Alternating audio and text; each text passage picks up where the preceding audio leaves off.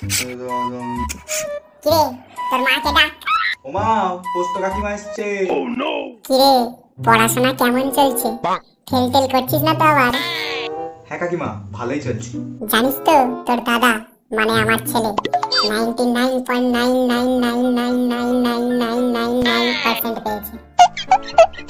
আরে বাহ, মিষ্টি খাওয়াও। আমি কেন খাবো? আমার ছেলে পেয়েছে, তুই কোথায় একটা মাংসের হাড্ডি দিবি, মানে না রসগোল্লা খাওয়াবি। সালা কিপটে। যাই হোক, প্রেম টেম করছিস তো? আরে না না কাকিমা, ওসব আমি করি। থাক থাক, তোদের বয়সী ছেলেরা লুকিয়ে লুকিয়ে কি করে আমার সব জানা আছে।